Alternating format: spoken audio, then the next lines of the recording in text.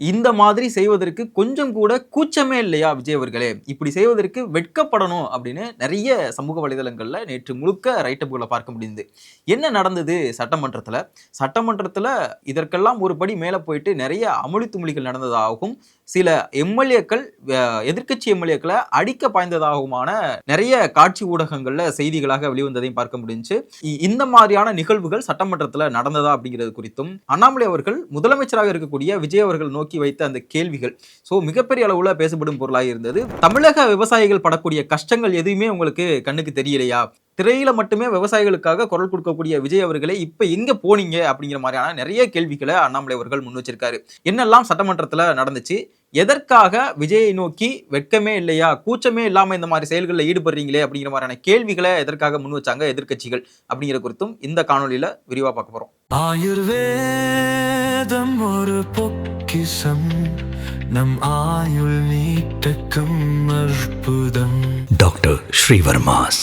சட்டமன்றத்தில் நடக்கக்கூடிய பெருவாரியான நிகழ்வுகள் கடந்த காலகட்டங்களில் தெரியல. எதிர்க்கட்சிகள் பேசும்பொழுது இங்க இருக்கக்கூடிய நேரலை துண்டிக்கப்படுகிறது. ஆளுங்கட்சியை சார்ந்த முதலமைச்சரோ இல்ல துணை முதலமைச்சரோ அமைச்சர் பெருமக்களோ பேசும்பொழுது நேரலை பண்ணாங்க கடந்த காலகட்டங்களில். இது பெரிய அளவுல விமர்சனம் செய்யப்பட்டது. ஏன் எதிர்க்கட்சிகள் வைக்கக்கூடிய கேள்விகளை மட்டும் நேரலையில ஒளிபரப்ப மாட்டீங்க?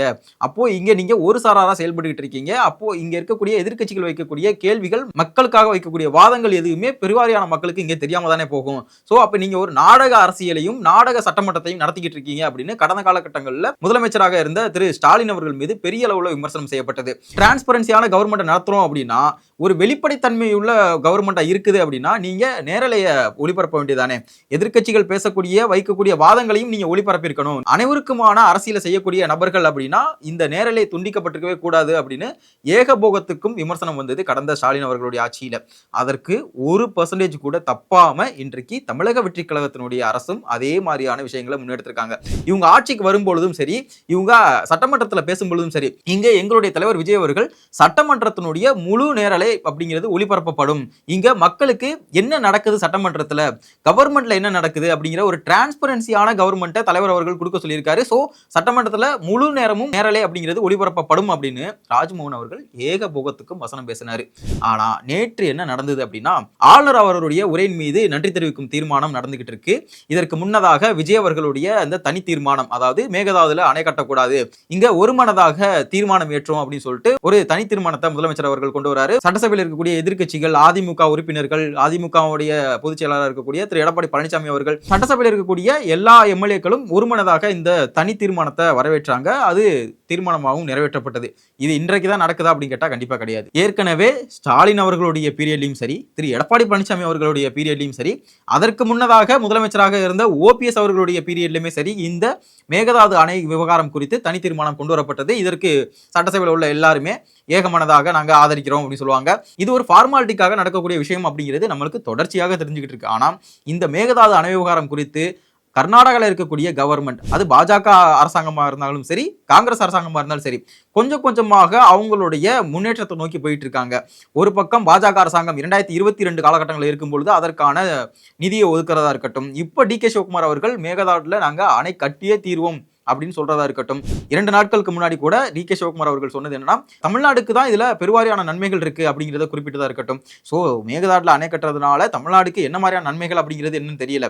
இங்க காங்கிரஸ் கூட கூட்டணி வச்சிருக்கக்கூடிய விஜய் அவர்களுக்கும் அது தெரியாது. விஜய் அவர்கள் அங்க போயிட்டு இந்த மாதிரியான கோரிக்கைகள் வைப்பாரா அப்படிங்கிறது கூட தெரியல. இங்க இருந்து டெல்லி வரைக்கும் போய் சோனியா காந்தி அவர்களை சந்திப்பதா இருக்கட்டும், ராகுல் காந்தி அவர்களை சந்திப்பதா இருக்கட்டும். சோ இங்க நீங்க மக்கள் சார்ந்த, மக்களுடைய அடிப்படை வாழ்வாதாரம் சார்ந்த விஷயங்களை, அதுவும் குறிப்பா மேகதாது மாதிரியான விஷயங்களை நீங்க விவாதிச்சு அப்படிங்கிறதே ஒரு பெரிய கேள்வியா இருக்கு. ஏன்னா காங்கிரஸ் அரசாங்கம் தான் கர்நாடகால ஆட்சியில் இருக்காங்க. அப்படி நீங்க விவாதிச்சிருந்தீங்க அப்படின்னா என்ன விவாதிச்சீங்க அப்படிங்கிறத நீங்க வெளிப்படையா சொல்லணும். அப்படி விவாதிக்கல அப்படின்னா அப்போ உங்களுக்கு மக்களுடைய அடிப்படை வாழ்வாதாரம் சார்ந்த விஷயங்கள்ல உங்களுக்கு அந்த அளவுக்கான ஈடுபாடுகள் இல்லை அப்படிங்கிறதுமே தெளிவா தெரியுது. ஏன்னா உங்களுக்கு கூட்டணி மட்டும்தான் முக்கியம். 2029 தேர்தலை கணக்குல வச்சு நீங்க செயல்பட்டு இருக்கீங்க. இங்க தஞ்சாவூர் இந்த மாதிரியான டெல்டா மாவட்டங்களுக்கு அடிப்படை வாழ்வாதாரமாக வழங்கக்கூடிய இந்த மேகதாது பிரச்சனை அப்படிங்கிறது உங்களுக்கு முக்கியம் இல்லை அப்படிங்கிறது ரொம்ப தெளிவா தெரியுது.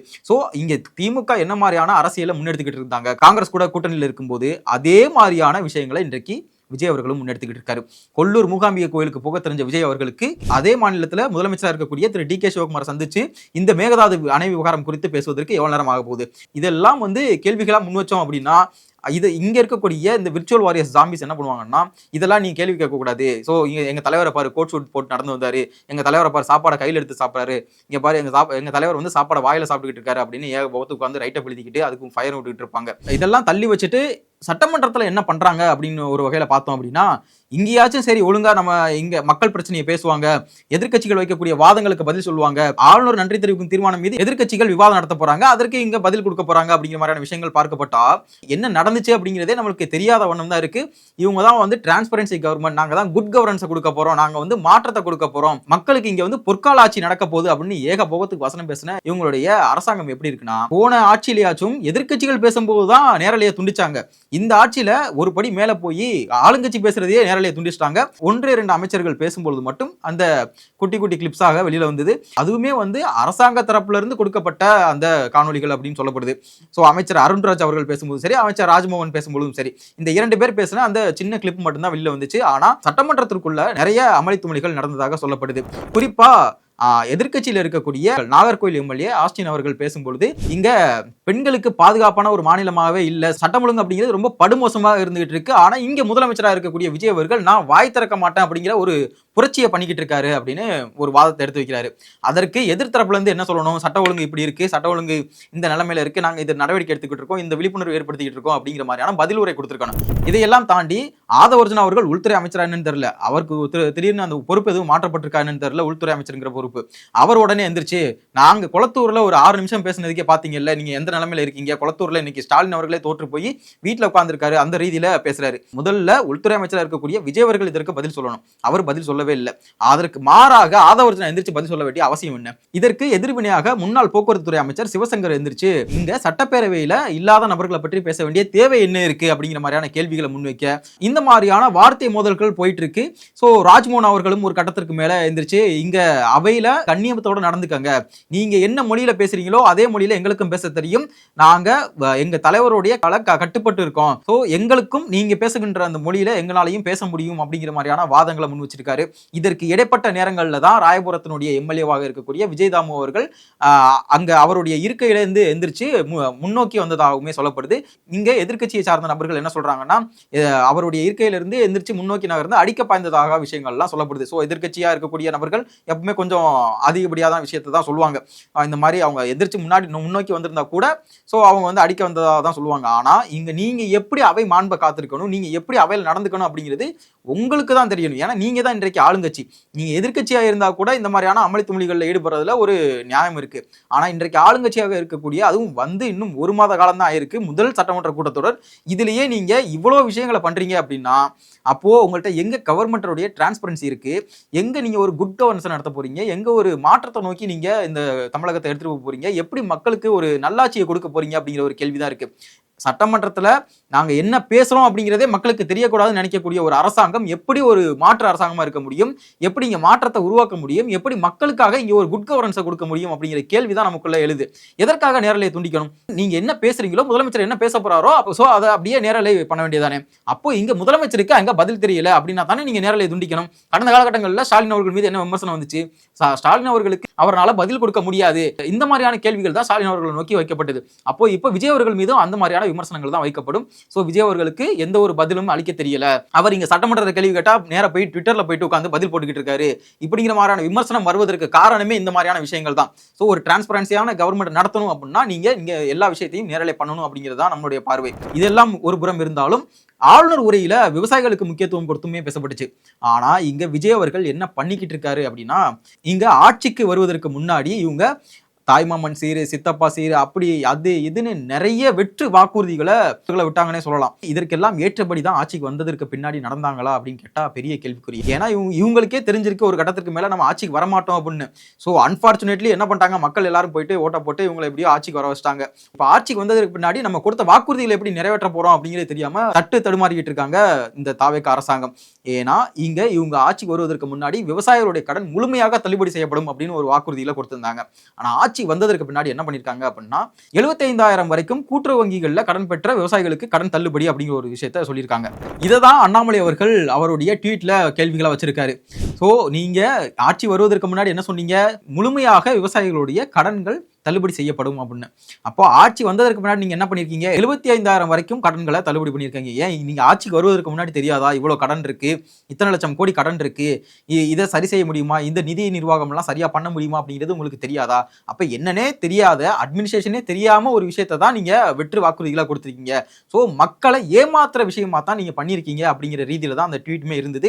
இதற்கெல்லாம் மேல ஒரு படி மேல போயிட்டு அன்றைக்கு 1970 காலகட்டங்கள்ல விவசாயிகள் மின்கட்டண உயர்வை எதிர்த்து போராடிய விவசாயிகள் மீது துப்பாக்கி சூடு நடத்தப்பட்டது. 3 விவசாயிகள் இறந்துமே போயிருந்தாங்க. அதையுமே மென்ஷன் பண்ணியிருந்தாரு அந்த ட்வீட்ல அண்ணாமலை அவர்கள். சோ இதற்கு அப்படியே பேரலா இன்னொரு விஷயம் பார்த்தோம் அப்படின்னா, விவசாயிகள் சாட்டை அடிச்சுக்கிட்டு போராட்டம் நடத்தியிருந்தாங்க. இந்த விவசாயிகளுடைய கடனை முழுமையாக தள்ளுபடி செய்யப்படணும் அப்படின்னு.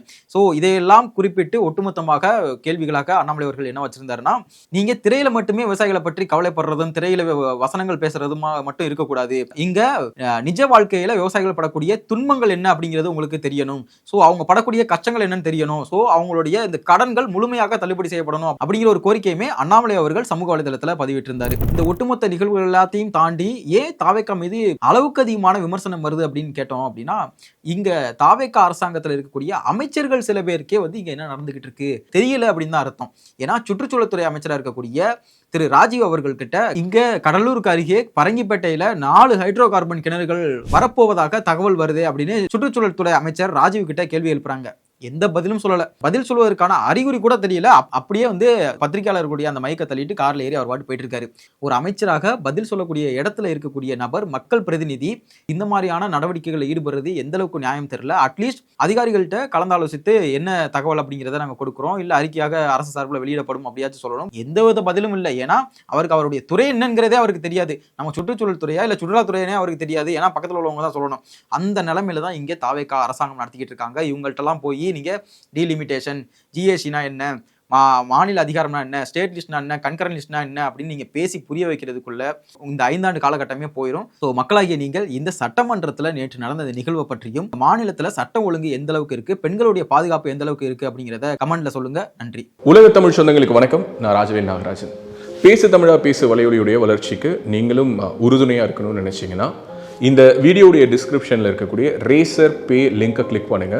அந்த லிங்க்ல போயிட்டு உங்களுக்கு விருப்பமான தொகையை பேசு தமிழா பேசுவனுடைய வளர்ச்சிக்கு உங்களுடைய பங்களிப்பாக நீங்கள் கொடுக்கலாம்.